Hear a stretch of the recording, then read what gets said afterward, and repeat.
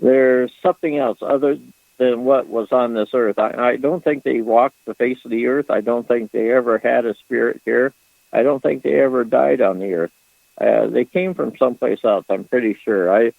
I get a feeling like that whenever I'm close to them, and I've been close to them, I can tell you that.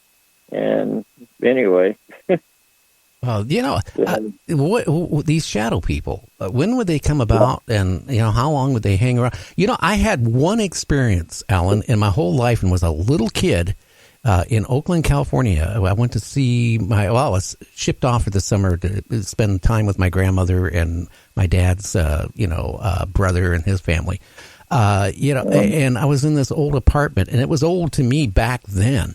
And I was in this huge bedroom by myself, and with I also had a big walk-in closet, and she had the nightlight on, and there I was sleeping, but I woke up and I saw this shadow come out of the closet, and it kind of went around the whole room, and then it slowly worked its way right back into the closet. And I tell you, that was the last night I stayed at my grandmother's house. And I was probably about, 8, 9, 10 years old, something like that. For a little kid, man, you don't know what's going on, You can't figure that one out. Yeah, I had a similar thing, but I saw an apparition of an old lady that was in my bedroom.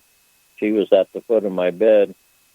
She was staring out the window like she wasn't paying any attention to me, but it kind of put the fear of God into me. I was only about 5 or 6 years old. I covered up my head, and I kept peeking out every once in a while until she was gone. I always wondered, even at my age now, I'm 67. I'm going to admit this, people. I'm still a coward. If I hear something creepy at night, you know what? That blanket slowly goes from my chest over my head for a few minutes, and then I slowly pull it back down. It's because I do this, been doing all these paranormal shows for years, and there's so many strange things out there. But is a blanket going to protect me if some creature is going to, grab me and pull me under the bed or something? I don't know. Yeah. Well, those shadow people, like I said, we didn't get rid of them. And my wife is, she's more sensitive to these things than I am. She was the first one that saw them in the hallway, and they were darting back and forth between the walls in the hallway. And after the cleansing of the house and everything, they were still there, and they were doing their thing, just bouncing back and forth, and like they were looking and staring at us, and it's almost like they were trying to see what we were doing, And but it didn't bother me much. It really bothered my wife. She was really kind of freaked out about that. So, but we finally sold that house, and we moved up to Utah after that. And but we even had up there in Utah in our apartment, we had a couple spirits up there. We didn't really do much to bother them because they never bothered us. They were kind of benign. What they did was we had one spirit that liked to play with the lights, the outside lights. We'd turn on a back porch light, and he would turn it off. We think it's a male.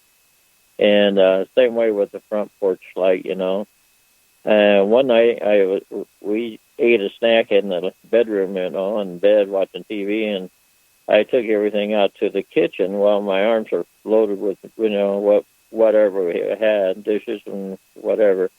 And I put it down on the counter, and I thought, boy, I've got to turn on the light. And just as I turned around to turn on the light switch turned on by itself. Now, that is freaky. And, we lived in a haunted house, and that thing just kind of disturbed me a little bit to know that there was some spirit there that just turned on the kitchen light for me. Well, but I said thank you, and went on with my business, But they never really bothered us, though. But, Alan, it'd be really creepy if you're like in a room and all of a sudden, not just the lights come on, you hear the light switch go click, and then they come on. Really, that would be scary. Yeah. It was kind of scary to me, And I deal with this almost all my whole life. I was born with my abilities. I mean, I'm a sensitive, an empath. like I said, I'm a spiritual medium. I deal with this stuff. I've had uh, astral projections.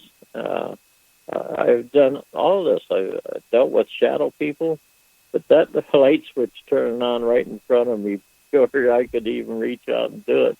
That just kind of freaked me out, and I saw the switch go from down position to up position too. Yeah, that was a little bit made the hair on the back of my neck stand. That's almost as bad as you click the TV off, right? Yeah.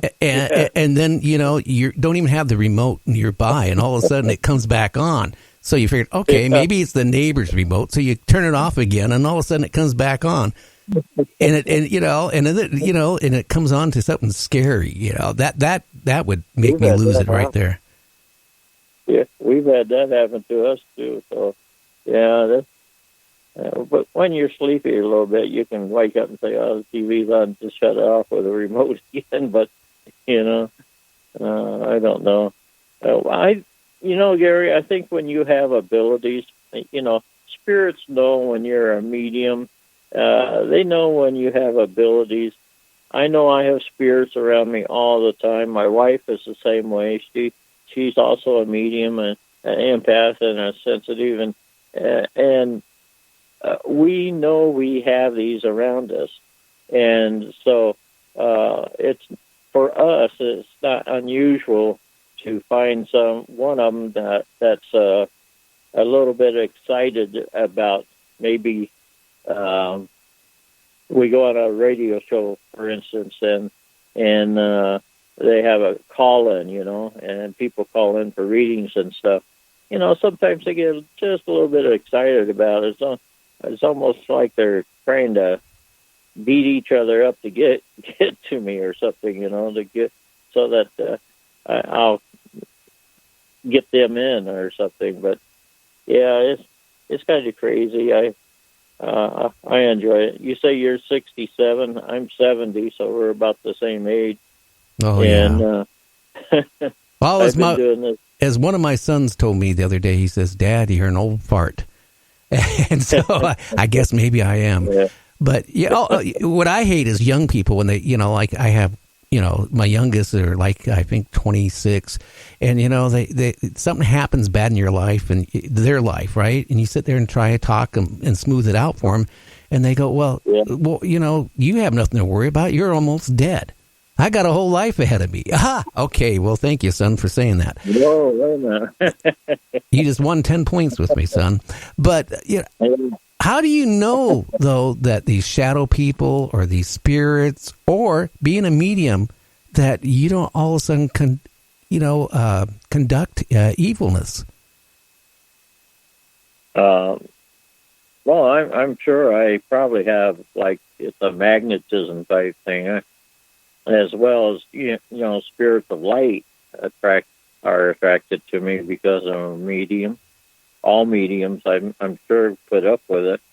We also have to put up with spirits of darkness sometimes that make their presence known also. I have, over the years, I've learned how to kind of filter them out of my mind, and I have like a little door in my brain, and I open it up for like shows like this, and but so that they can communicate and they know that I'm available. But after the show, when it's my time, I close that door, and they kind of know that it's my time then. But I've never really had to deal with an evil presence or a spirit trying to jump me, for instance, or anything like that. I watch, Dead Files, and I wonder how that Amy Allen can do it. She's really tremendous. She's got some abilities that she walks among them. She even talks to them and everything in these haunted houses and stuff, and she leaves herself open for this stuff. And I don't know how she does it. And I know with me, I know they're around me and everything, but they're not trying to attack me or anything like this. The closest I came to it was in my new book, the Called to Hell, Called to Heaven. And when I was called to hell, I had like 3 or 4 shadow people behind me, and they were darting back and forth and around. And I really didn't know what they were going to do with me when I was down there. I was a little bit fearful down there, but they left me alone, and I was able to come back all right. But that little excursion down there, well, I say down there because people say hell's down, but where I was at, that little excursion cost me, it took me about 2 weeks to get back into my normal self, because the emotions and stuff down there, they're stronger than what they are on this earth. They go right straight through you, and they stay with you. There's hatred and fear and regret and all those things down there. And I came back, well, when I woke up in the morning, I had anger issues. I was snapping at my wife, and I was just angry. I wanted to fight people and everything. And it took me about 2 weeks. I had to cleanse myself. I did 2 or 3 cleansings on myself with sage and everything else I could think of. And it finally left me, but it took me a couple of weeks to get it over with. That's a place that you would not want to go to. I'm telling you, Gary, it's pretty bad. Well, hopefully when I pass, I don't end up there, but I wouldn't want to go there. I got to ask you a question. I have had other mediums that did readings for people, and all of a sudden, after the reading over the next day, they all of a sudden started developing like scratches that were bleeding on their body. They just would appear. Yeah. And they actually had to cleanse their house and do whatever they have. Have you ever had anything like that ever happen to you or your wife? Well, I've never had any marks on me or my wife, but we've had to do cleansings about once a month on our house, because these spirits, whenever you call them out and you're doing readings and stuff, a lot of times they linger around, and you're calling out, like old grandma or grandpa or, somebody that's passed. But like all families, you're going to have a black sheep in there that might have been a horse thief or a murderer, and you don't know. Sometimes they linger around even after the reading's over with, and I know they do. And Lori and I both have seen some spirits in our bedroom after the readings were over with, and we have to protect ourselves from stuff like that. But it was nothing really nasty to us so far. It's just we could tell that they were not nice.